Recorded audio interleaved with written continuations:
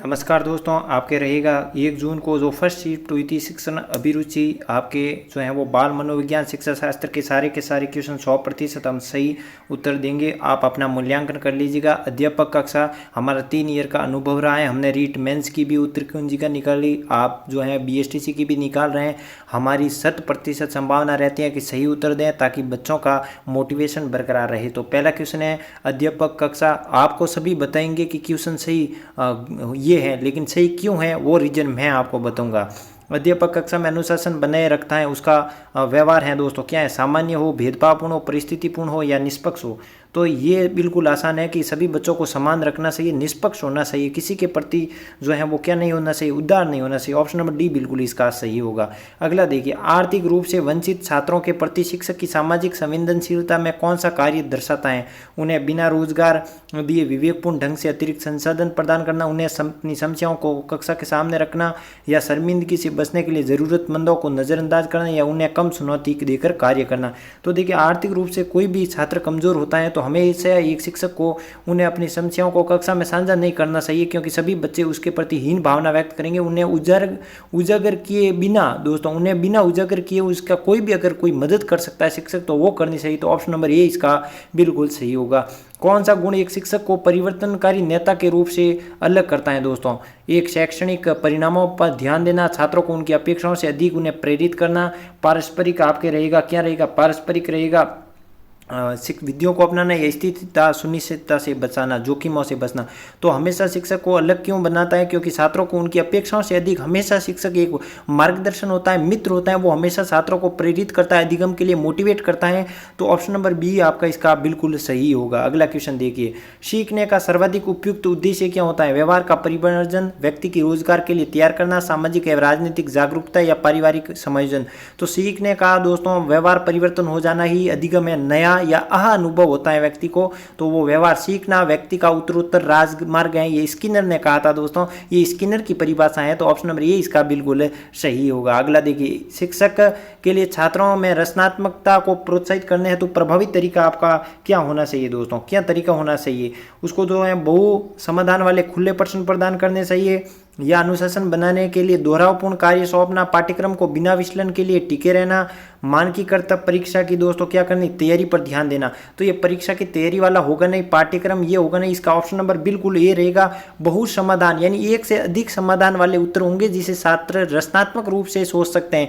जैसे कि आपको कोई एक प्रश्न दे लेकिन उसके उत्तर बहुत सारे अनेक हो, लेकिन सभी उत्तर सही हो। जैसे कि द्वितीय क्रांति, द्वितीय विश्व युद्ध क्यों हुआ, तो उसके बहुत सारे कारण हैं, सभी उत्तर सही हैं। उस प्रकार से रचनात्मकता को बढ़ावा देना। तो ऑप्शन नंबर ये इसका बिल्कुल सही होगा। अगला देखिए, कौन सी कक्षा गतिविधि रचनात्मक सोच का सबसे अच्छा बढ़ावा देती है। तथ्यों को, आंकड़ों को याद करना, या मंथन रहेगा आपके, फिर पूर्व निर्धारित उत्तरों वाली वर्कशीट को पूरा करना, या बिना संवाद के व्याख्या सुनना। तो देखिए, रचनात्मक सोच यानी सृजनशील बालक होता है, उसमें मौलिकता का भाव होता है, तो वो मंथन सत्र चलाना चाहिए, जैसे वाद विवाद शैली चलाना चाहिए, जिससे बालकों के विचारों की भावना जो है प्रज्वलित हो। तो ऑप्शन नंबर बी बिल का सही उत्तर होगा। अगला देखिए, विद्यार्थियों के लिए समयबद्ध परीक्षण कार्यक्रम स्कूलों में लागू किया जाना चाहिए, ताकि विद्यार्थियों के प्रगति के बारे में उनके माता पिता को सूचित किया जा सके, एक नियमित अभ्यास किया जा सके, या फिर रहेगा आपके विद्यार्थियों को अंतिम परीक्षाओं के लिए प्रशिक्षित किया जा सके, या परिणामों को प्राप्त फीडबैक के आधार पर उपचारात्मक कार्यक्रम को अपनाया जाए।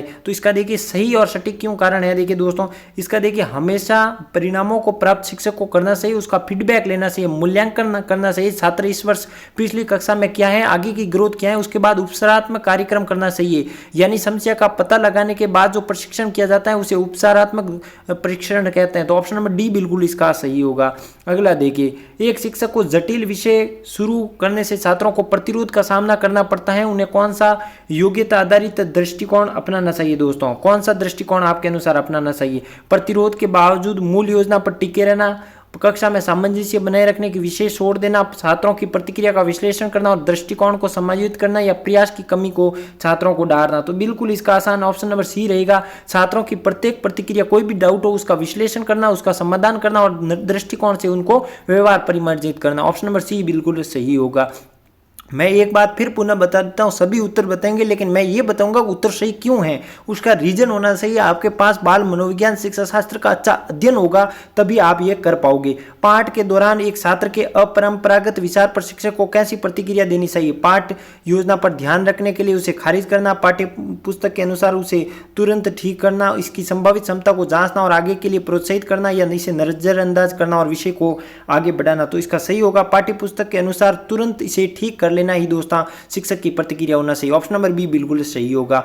अगला देखिए, जब एक सहकर्मी शिक्षक की शिक्षण विधियों का सवाल उठता है तो शिक्षक का दृष्टिकोण क्या होना चाहिए दोस्तों, रक्षात्मक होना या प्रतिपुष्टि का विचार करने से इनकार कर देना, या फिर रहेगा आपके संघर्ष से बचने के लिए विधियों को पूरी तरह बदल देना, सहकर्मी को अयोग्य मानकर खारिज करना, या रचनात्मक संवाद का आत्म मूल्यांकन करना। तो बिल्कुल सही जवाब दीजिए। तो इसका सही और सटीक उत्तर होगा दोस्तों रचनात्मक संवाद, नए नए विचार पैदा करना और आत्म मूल्यांकन करना ही एक शिक्षक सहकर्मी का होता है। ऑप्शन नंबर डी बिल्कुल सही होगा। 111वां क्वेश्चन आपके सामने, विविध अधिगम वाली कक्षा को पढ़ाने की सबसे बड़ी चुनौती क्या होती है, सभी छात्रों को व्यस्त और प्रगति में रखना, पाठ्यक्रम को पूरा करना, एक समान गृह कार्य करना, या केवल उच्च प्रदर्शन करने वालों पर ध्यान देना। तो सभी को व्यस्त रखना है, सभी छात्रों की सहायता करनी है, सभी को प्रगति के खुले अवसर देने हैं। तो ऑप्शन नंबर ए बिल्कुल सही होगा। अगला देखिए, एक विद्यार्थी कक्षा में बहुत प्रश्न पूछता है, आप क्या करोगे दोस्तों, क्या करोगे आप क्या करोगे, उसे मारोगे? नहीं, ऐसा नहीं करना है। उसे डांट कर बैठा देंगे? नहीं, उसे चेतावनी देंगे, उसकी उपेक्षा यानी मजाक उड़ाएंगे, प्रश्न पूछने के लिए उसकी प्रशंसा करेंगे और उसको प्रोत्साहित करेंगे कि आगे कोई भी बेटा डाउट हो तो फिर से पूछो। तो ऑप्शन नंबर डी बिल्कुल सही होगा। अगला देखिए, कक्षा में आपको क्या करना होगा, कक्षा में यहाँ पर भाषा लैंग्वेज थोड़ी सी मिस्टेक है। कक्षा में क्या रहेगा, यहाँ पर कक्षा में दो तरफा संप्रेषण को बढ़ावा देने के लिए दोस्तों क्या करना होगा, सबसे अच्छा दृष्टिकोण कौन सा है, रुकावट के लिए व्याख्यान देना, छात्रों को जवाबों को हाँ या नहीं तक सीमित करना, फिर रहेगा आपके छात्रों की चर्चाओं को प्रश्नों के प्रोत्साहित करना, या मौखिक संवाद को बजाय लिखित कार्य सौंपना। तो चर्चाओं में भाग लेना है और छात्रों को प्रोत्साहित करना है, इसका संप्रेषण अच्छा होता है दोस्तों। ऑप्शन नंबर सी, इसलिए इसके लिए संगोष्ठियों का आयोजन करना सही है। ऑप्शन नंबर सी बिल्कुल सही है। शिक्षा तभी सार्थक होगी जब वह होगी दोस्तों पाठ्यक्रमचर्या केंद्रित, विद्यार्थी केंद्रित, समाज केंद्रित या शिक्षक केंद्रित। तो विद्यार्थी केंद्रित होनी ही सार्थक शिक्षा होगी। ऑप्शन नंबर सी बिल्कुल इसका सही और सटीक उत्तर होगा दोस्तों। चलिए अगले क्वेश्चन, शिक्षक की व्यावसायिक भूमिका में जवाबदेही सबसे अच्छा कौन सा कार्य दर्शाता है दोस्तों, नियमित रूप से शिक्षण परंपराओं का चिंतन करना, समायोजन करना, छात्रों की असफलताओं को प्रयास से कमी से जोड़ना, पाठ्यक्रम का बिना विचलन पालन करना, या रहेगा जिम्मेदारियों को शिक्षक सहायक का सौंपना। तो इसका सही होगा नियमित रूप से शिक्षण परंपराओं को चिंतन करना, समायोजन करना, कोई भी नई नई नीति आती है उसको समायोजित करते हुए शिक्षण अधिगम करना चाहिए, पढ़ाना चाहिए। ऑप्शन नंबर ए बिल्कुल सही होगा। 116वां क्वेश्चन देखिए आपके सामने, इनमें से कौन सा शिक्षक की व्यावसायिक विकास की प्रतिबद्धता को दर्शाता है, केवल पिछले अनुभव पर निर्भर रहना, अनिवार्य होने पर कार्यशालाओं में भाग लेना, सक्रिय रूप से प्रतिपुष्टि और नई शिक्षण तलाशना, या अन्य शिक्षकों के सहायता से बचना। तो ऑप्शन नंबर सी इसका बिल्कुल होगा। हमेशा शिक्षक को सक्रिय रहना चाहिए, करंट अवेयर रहना चाहिए, रणनीतियों को जांचना चाहिए, प्लानिंग करनी चाहिए, उद्देश्य होना चाहिए।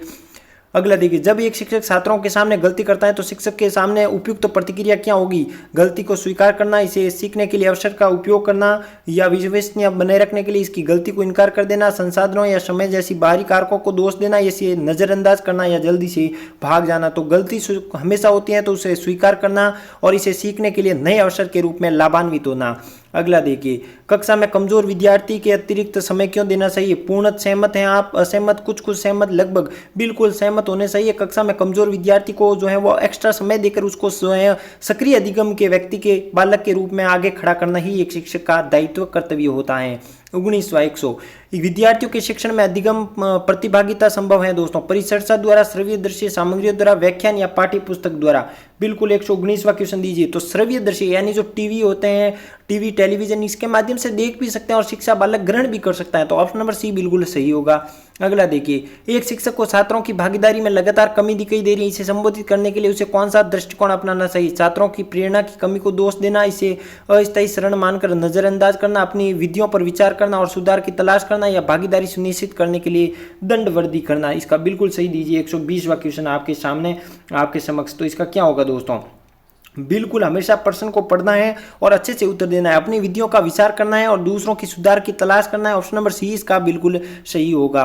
थोड़ा सा माइंड रखोगे तो उत्तर आपका निकलना आसान से निकलता है। कक्षा में शिक्षक की सामाजिक संवेदनशीलता का प्रमुख संकेतक क्या होता है दोस्तों? हर समय सख्त अनुशासन बनाए रखना, छात्रों की भावात्मक सामाजिक जरूरतों के अनुसार शिक्षण विधियों को अनुकूलित करना, पाठ्यक्रम का पूरा ध्यान रखना या छात्रों के साथ व्यक्तिगत भेद करना। देखिए व्यक्तिगत भेद से बचना सही है, लेकिन छात्रों को भावात्मक यानी जो उनके भावना रहती है, विचार रहती है, सामाजिक जरूरत होती है, किस प्रकार सर्वांगीण विकास करना है, उन विधियों को अनुकूलित करते हुए शिक्षक को आगे बढ़ना सही। ऑप्शन नंबर बी बिल्कुल सही होगा।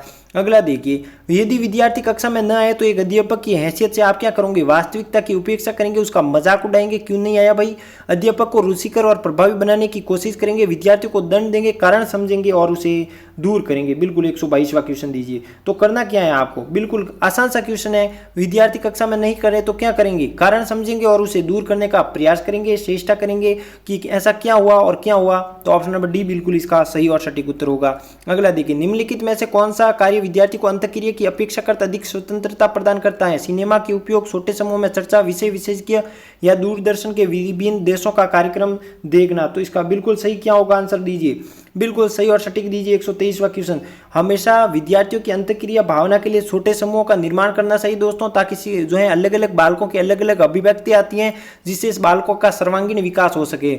एक शिक्षक के लिए शैक्षिक मनोविज्ञान का शैक्षिक निहितार्थ क्या होता है दोस्तों? तो कक्षागत समस्याओं का समाधान करना ही इसका महत्वपूर्ण उद्देश्य होता है। अगला देखिए, शिक्षक द्वारा कक्षा में सांस्कृतिक विविधता कैसे संभालता है दोस्तों?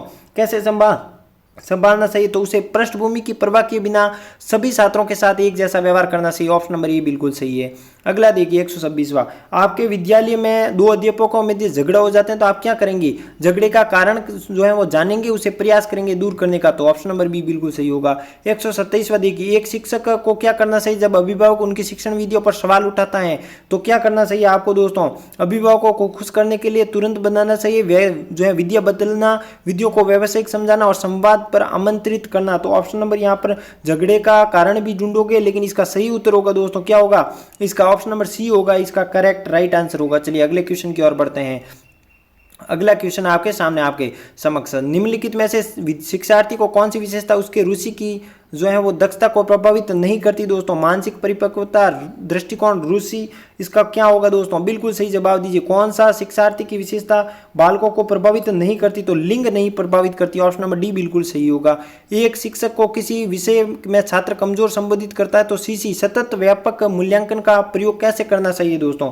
तो क्या करना चाहिए? उसे पूरे सत्र में नियमित प्रतिक्रिया और सुधारात्मक सहायता प्रदान करना। ऑप्शन नंबर बी बिल्कुल सही होगा। अगला देखिए, एक शिक्षक व्याख्यान में बेहतर संप्रेषण दे सकता है, यदि वह क्या है? उदाहरण देना चाहिए। अलग अलग उदाहरण देंगे तो छात्रों को कोई उदाहरण समझ में आएगा तो कोई नहीं आएगा, लेकिन एक उदाहरण प्रत्येक छात्र को समझ में आएगा। अगला देखिए, प्रौद्योगिकी संचालित कक्षा में शिक्षक की योग्यता का सबसे उन्नत संकेतक क्या होता है दोस्तों? बिल्कुल उन्नत संकेतक के माध्यम से आप क्या होगा? उन्नत संकेतक होगा तो छात्रों को में नवाचार आएगा, जिससे क्या होगा? जिसे अधिगम में बढ़ाने के लिए डिजिटल उपकरणों का सहज एकीकरण शिक्षक को एक लेना चाहिए। अगला क्वेश्चन देखिए, समूह मनोबल के लिए सर्वाधिक आवश्यक विशेषता क्या होनी चाहिए दोस्तों? स्पष्ट उद्देश्य, समूह एकता, समूह प्रतिद्वंदता या समूह के सदस्यों में संपदा। तो समूह में एकता होगी तभी काम सार्थक होंगे। 133वां, शिक्षण व्यवसाय है दोस्तों क्या है? रुचिकर परंतु कठिन, रुचिकर परंतु उत्तरदायित्व। तो ये क्या होता है दोस्तों? रुचि होनी चाहिए, रुचि नहीं होगी तो शिक्षण व्यवसाय अच्छा नहीं होगा, और शिक्षण व्यवसाय अच्छा नहीं होगा तो बालक का विकास नहीं होगा। रुचिकर भी है और उत्तरदायित्वपूर्ण भी है, क्योंकि शिक्षक हमेशा उत्तरदायित्वपूर्ण भी होता है। तो ऑप्शन नंबर सी बिल्कुल सही होगा। कक्षा में प्रभावी संचार के लिए प्रमुख बाधा क्या होगी दोस्तों? बाधा क्या होनी चाहिए? विभिन्न सहायक उपकरणों का उपयोग करना, बिना जांच ये मान लेना कि छात्र समझ गए, छात्रों को प्रश्नों को प्रोत्साहित करना या विस्तृत व्याख्या करना। तो इसका सही उत्तर दीजिए। प्रभावी संप्रेषण के लिए बाधा कौन कौन सी होती है दोस्तों? बिना बाधा घबराए, जब छात्र के लिए कोई बाधा नहीं होगी उत्पन्न दोस्तों तो स्वयं अभिव्यक्ति के लिए माध्यम मिलेगा, और बिना जांच के ये मान लेना कि छात्र तो समझ गए, ये सबसे शिक्षक की बड़ी बाधा उत्पन्न होती है। अगला देखिए, विद्यार्थी कक्षा में ध्यान नहीं दे रहे तो आप क्या करोगे? कारण समझोगे और प्रयास करोगे कि क्यों हुआ क्यों नहीं हुआ। चलिए आगे देखिए, शिक्षा में सीईसी का प्राथमिक उद्देश्य क्या होता है दोस्तों? मूल्यांकन के आवृत्ति को कम करता है दोस्तों, ये प्राथमिक लक्ष्य होना चाहिए, मूल्यांकन की आवृत्ति को कम करना। चलिए अगला देखिए, क्या है, शिक्षा में सतत व्यापक का प्राथमिक लक्ष्य क्या होना चाहिए? बिल्कुल इसका सही उत्तर होगा डी। अगला देखिए 137वां क्वेश्चन, विविधतापूर्ण अधिगम क्षमताओं में शिक्षक को कौन सी प्रभावी योजना दिखानी चाहिए? तो जिम्मेदारी सौंपने के लिए समूह परियोजना देनी चाहिए। अगला देखिए विद्यार्थियों को स्कूल में खेलों में भाग क्यों लेना चाहिए? दोस्तों ये शिक्षकों को आसान बनाता है, ये सहयोग और विकसित करता है। दोस्तों ऑप्शन नंबर डी बिल्कुल सही होगा। शिक्षार्थियों के सहयोग से भावना के विकास के लिए सर्वोत्तम आप क्या कर सकोगे? दोस्तों तो आप क्या करोगे? सामूहिक कार्य दोगे तो क्या होगा? सामूहिक में संवाद व्यक्ति के बालकों में सर्वाधिक होगा। एक शिक्षक में नैतिक चरित्र क्यों होना चाहिए? दोस्तों क्यों होना चाहिए? क्योंकि शिक्षक आदर्श होता है दोस्तों, बालकों का जो है वो आइडल होता है। तो ऑप्शन नंबर डी बिल्कुल सही होगा। आपकी कक्षा में एक छात्र किसी अन्य संस्कृति के बारे में असंवेदनशील टिप्पणी करता है तो शिक्षक के लिए आपका सर्वोत्तम कार्य क्या होगा? दोस्तों स्थिति को बरतने से लिए नजरअंदाज करेंगे? नहीं, ऐसा नहीं करना है। शांति से संबोधित करते हुए समाज के शिक्षित करना है दोस्तों, और व्यवहार को सुधारना है उस बालक को जिसने असंगठित टिप्पणी की। अगला देखिए शिक्षक को